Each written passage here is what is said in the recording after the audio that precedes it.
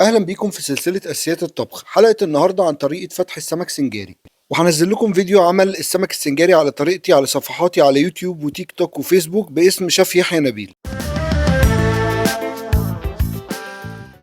اول حاجه بتجيب السمكه، بتقشرها كلها. بتقشرها ازاي؟ بتحط السمكه كده، تمسكها من ديلها، السفه بتاعها القشره بتاعتها بتبقى ماشيه الاتجاه ده، فانت بتمشي عكس اتجاه القشره. طبعا دي انا قشرتها، انت المفروض بتمشي كده كده كده كده كده كده، كل ده بتنشفها كويس اهم حاجه. وعشان تفتح سنجاري ليها كذا طريقه، ممكن نبتدي من هنا.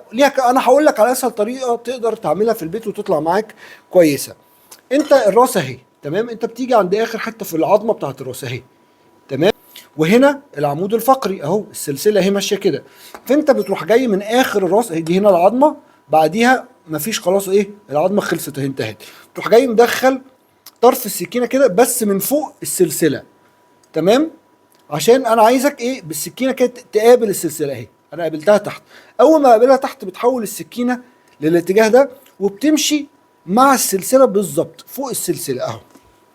بص اهي، بتمشي مع السلسله واحده واحده اهي. دايما تبقى حاسس بالسلسله عشان ما تهدرش في اللحم، دايما تبقى حاسس بالسلسله اهي كده لحد الاخر، تمام؟ انت دلوقتي فتحت فتحه، الفتحه دي بقى الجايد بتاعك، بتبتدي تدخل وايه، تبقى برضو مميل السكينه سنه كده، سنه، عشان تمشي على السلسله اهي.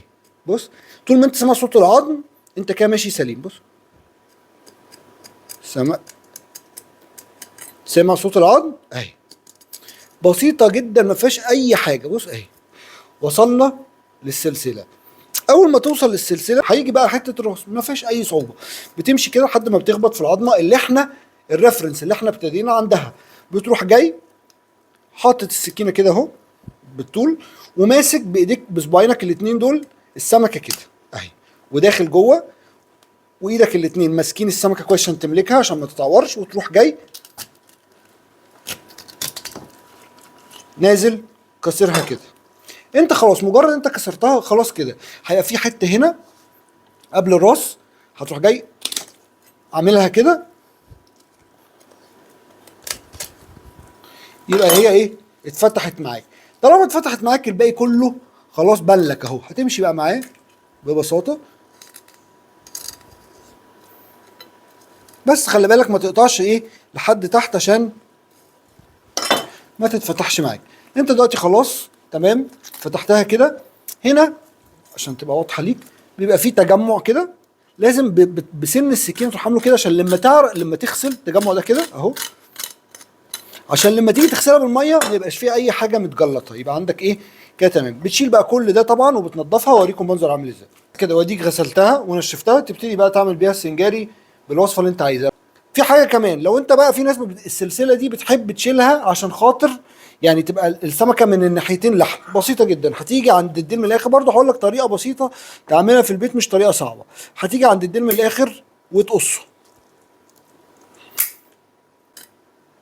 من عند نهايه البطن كده اهي كده. يبقى انت ايه، وسعت السلسله بتاعتك، مدخل السكينه تحتيها، وتمشي بقى كده، وتمشي بالسكينه كده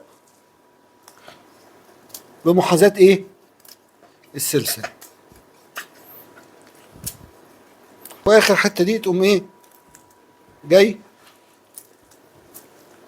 كسرها. ادي كده ايه السلسله طلعت، يبقى عندك كام من الناحيتين دي لحم. دي كده حاجه زياده لو انت ايه حابب تعملها. يلا اشوفكم على خير.